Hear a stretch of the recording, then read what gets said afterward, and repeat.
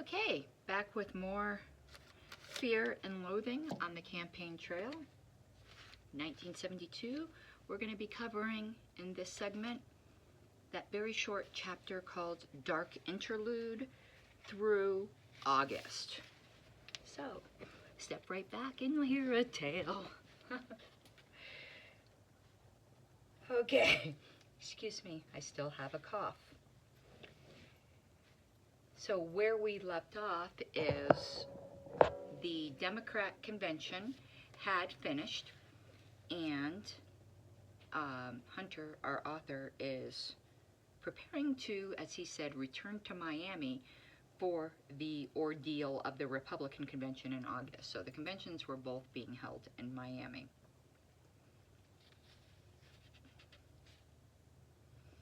Now,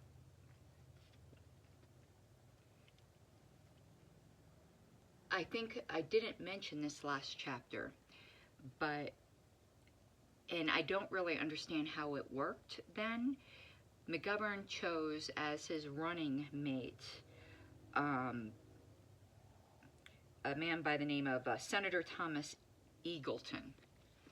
And later on we'll see, Hunter says, like, if he didn't choose somebody kind of would have been forced upon him by the Democrats. So I'm used to the LP, in which we nominate separately, and even though the candidate, the top ticket, could have a preference, that has no bearing on the delegates, like bearing as in binding. It obviously could sway their opinion. I don't really understand yet how the Democrats do it even now, but certainly not in 72 if it was different. Okay, so continuing, because this is dealing with controversy surrounding Thomas Eagleton. Said the only people who knew at that point that all hell was about to break loose at the Sylvan Lake Lodge were Hart, Mankiewicz, and McGovern. When a notice appeared on the bulletin board in the Lodge press room announcing a joint McGovern-Eagleton press conference, it didn't cause much of a stir. But most of the reporters went anyway because there was nothing else to do. On Wednesday, every paper in the country carried a story similar to this one. And it is a headline that says, Eagleton reveals illness, hospitalized 3 times in 1960s for psychiatric treatment, suffering from nervous exhaustion and fatigue. Under questioning, he said that the illness involved the manifestation of depression and that twice he received electric shock therapy, which he described as a recognized treatment for that type of ailment. So it seems to me he just had severe depression, and back then I guess that was a no-go for a candidate, and I think this is pretty sad. And it caused quite a stir. So over the next few days, it says the reporters bombarded everyone with questions. For a day or so, the McGovern team tried to answer them, and he said, no, he was not dumping Eagleton as of now. What does that mean? Does that mean he might? No, that didn't mean that. So it got very, very dodgy. And another article said, the biggest political casualty in the Eagleton affair may prove to be not Senator Thomas Eagleton, but the man who chose him to seek the vice presidency. In the 5 days since Senator Eagleton disclosed a history of treatment for nervous exhaustion and depression, Senator George McGovern appears to have undone much of his effort over the last 18 months to establish an image as an unusually candid presidential candidate. The Democratic nominee declined on Tuesday even to consider Senator Eagleton's offer to withdraw from the ticket, saying that its makeup was irrevocably set.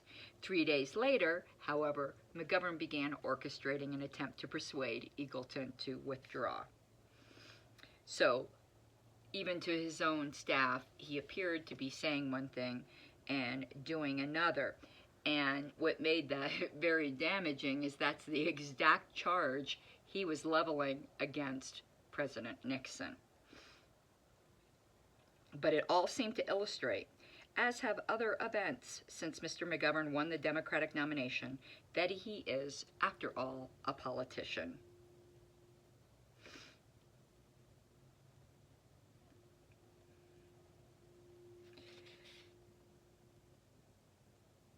And there were other contradictions. It said when McGovern went to Houston to meet with disgruntled Democratic governors, he was pressed to explain why the session would be held behind closed doors. After months of pledging to end secrecy in government, how could he square a secret meeting? McGovern said, "I can't square it. Sometimes I'm just going to have to be inconsistent."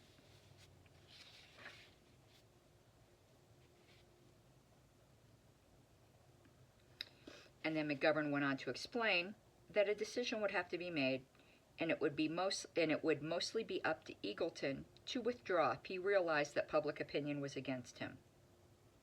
The tone was more precise than the words, implying that McGovern fully expected Eagleton to withdraw gracefully, rather than imperil the campaign.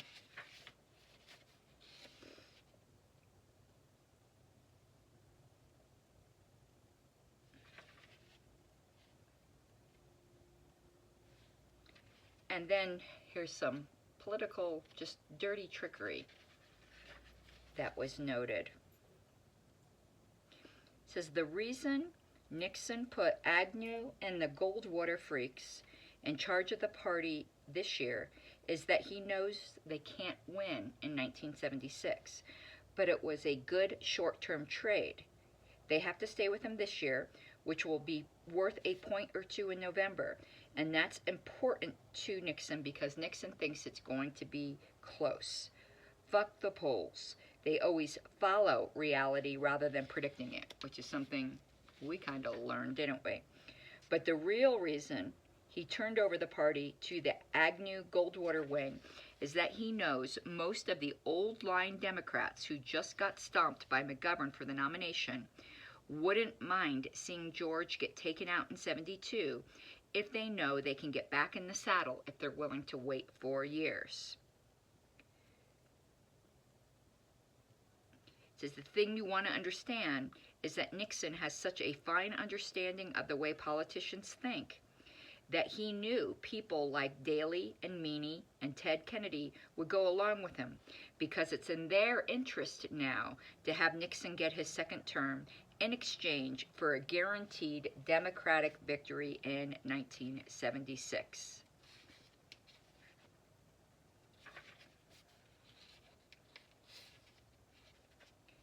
And he continues to say that Nixon sold the Republican Party down the river in order to minimize his chances of losing this election is probably a bit harsh. All Nixon did was made sure that the GOP delegates got safely aboard the raft and into the current.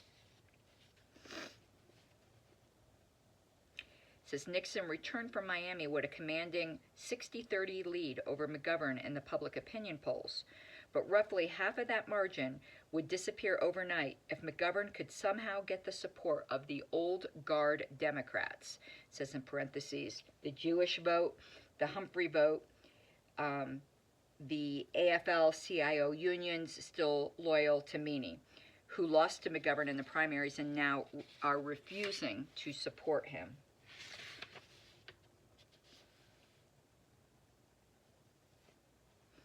So Nixon sees his margin of safety on November 7th and the number of anti-McGovern Democrats he can coax over the line to vote for him.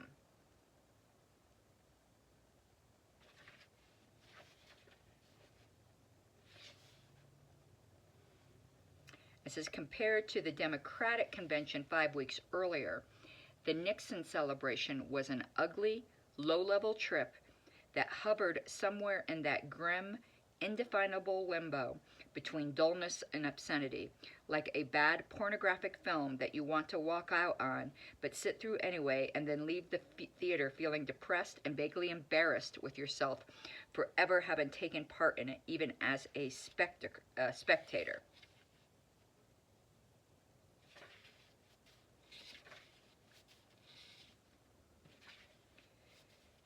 And apparently there were all kinds of protests and things that were going on at this time.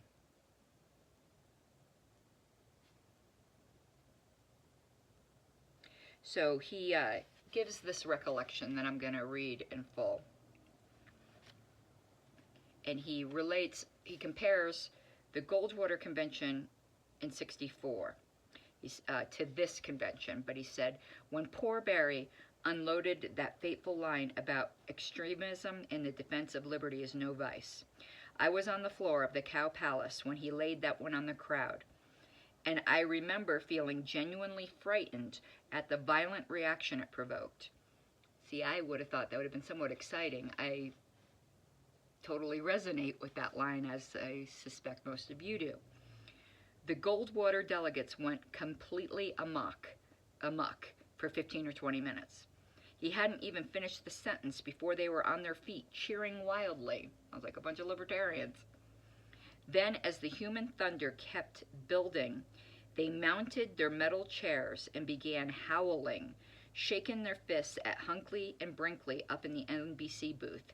And finally, they began picking up those chairs with both hands and bashing them against chairs other delegates were still standing on. It was a memorable performance, etched every bit as clearly in the gray folds of my brain as the police beatings I saw at the corner of Michigan and Balboa 4 years later. But the Nixon convention in Miami was not even in the same league with Chicago in '68. The blinding stench of tear gas brought back memories, but only on the surface. Around midnight on Wednesday, I found myself reeling around completely blind on Washington Avenue in front of the convention hall, bumping against cops wearing black rubber gas masks and running demonstrators clutching wet towels over their faces. Many of the cops were wearing khaki flak jackets and waving 3-foot hickory pick handles, but nobody hit me, and despite the gas and chaos, I never felt in danger. Finally, when the gas got so bad that I no longer knew what direction I was moving in, I staggered across somebody's lawn and began feeling my way along the outside of the house until I came to a water faucet. I sat down on the grass and soaked my handkerchief under the tap and then pressed it on my face without rubbing until I was able to see again. When I finally got up, I realized that at least a dozen cops had been standing within 20 feet of me the whole time, watching passively and not offering any help, but not beating me into a bloody, screaming coma either. That was the difference between Chicago and Miami, or at least one of the most significant differences. If the cops in Chicago had found me crawling around in someone's front yard wearing a press tag and blind from too much gas, they would have broken half my ribs and then hauled me away in handcuffs for resisting arrest. I saw it happen so often that I still feel the bile rising when I think about it. That's quite graphic. And then apparently Hunter got assaulted by Mankiewicz of the McGovern campaign. And I don't even know what that was all about. It's just a strange little interlude here where he got whacked upside the head.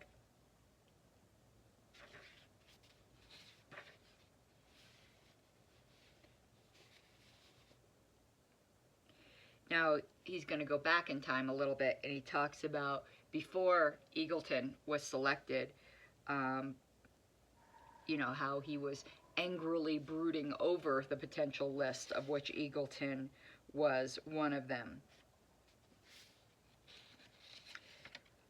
And it said McGovern would choose his vice president with the same merciless eye to the new politics that had characterized his sweep through the primaries. But it said that George McGovern believed till the bitter end that Ted Kennedy would be his running mate. And of course, Eagleton was eventually replaced on the ticket by Sergeant Shriver. but it says here that in Miami, it was understood that McGovern had to name his choice by 4 p.m. or take his chances with whoever the convention might eventually nominate in what surely would have been a brain-rattling holocaust on Thursday night. It was difficult enough with Eagleton already chosen. God only knows who might have emerged if the delegates had actually been forced to name the vice presidential nominee in an all-night floor fight. Given the nature and mood of the people on that floor, McGovern might have found himself running with Evel Knievel.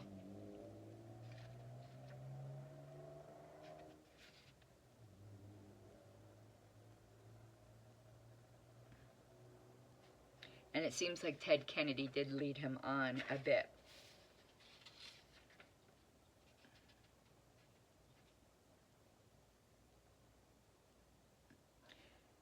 And it's funny is he says not everyone agrees that June 1st was the day, give or take a few, when the McGovern campaign seemed to peak and start losing its energy. There was still enough momentum to edge Hubert in California and to win New York by a landslide against no opposition, and enough tactical expertise to croak the anyone but McGovern movement in Miami. But once that was done, the moment his troops understood that George had actually won the nomination, his act started falling apart.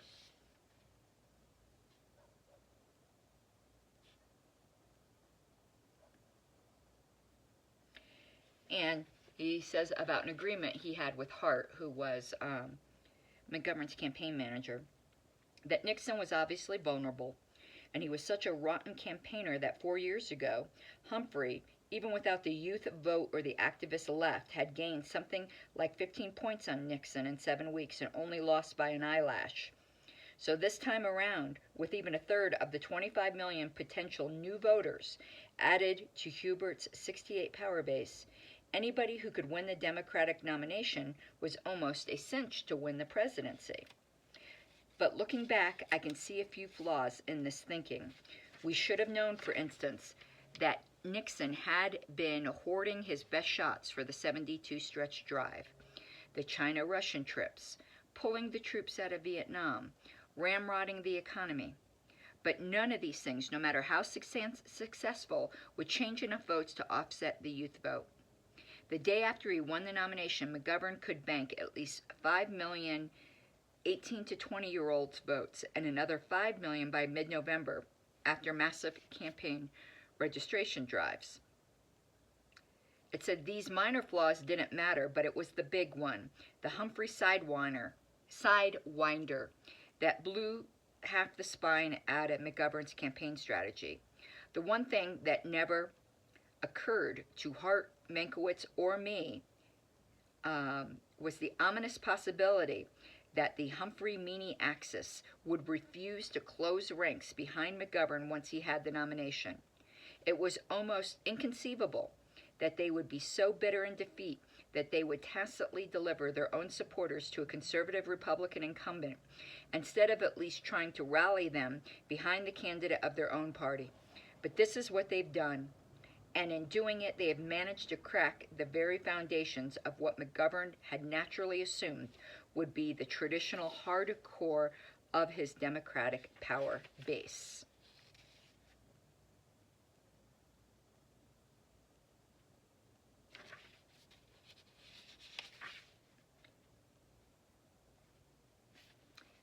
And he goes on to describe in more depth the protests that were happening and the very intimidating but eerie protesters of the Vietnam veterans, and how the Republican delegates, when they thought the protesters were closing in on the Fontainebleau Hotel, would retreat right across, probably to the Intercoastal, judging from what I know of Miami, on these yachts that were just moored outside there. And one of them was called the Wild Rose out of Houston. And he said the scene on the foredeck of the Wild Rose was so gross, so flagrantly decadent, that it was hard to avoid comparing it with the kind of bloodthirsty arrogance normally associated with the last days of the Roman Empire. Here was a crowd of rich Texans floating around on a $100,000 yacht in front of a palatial Miami Beach hotel, giggling with excitement at the prospect of watching their hired gladiators brutalize a mob of howling, half-naked Christians. I half expected them to start whooping for blood and giving the thumbs down signal.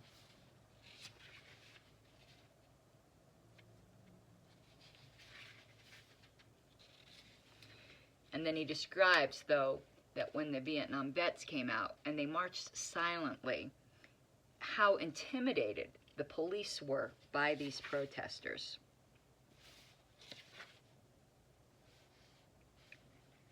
He said, Vietnam veterans, like Ron Kovic, are not welcome in Nixon's White House.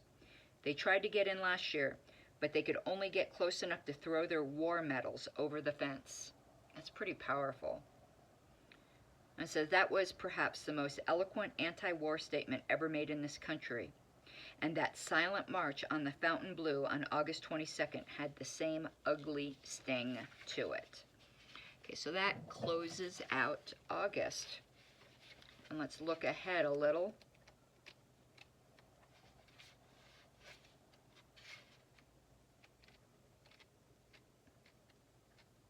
Probably do September and October in one go. The November chapter, of course, is long. That's the one of the election. And so is the December one, and those will probably be separate episodes. So it seems like we've got 3 more before we finish up this book.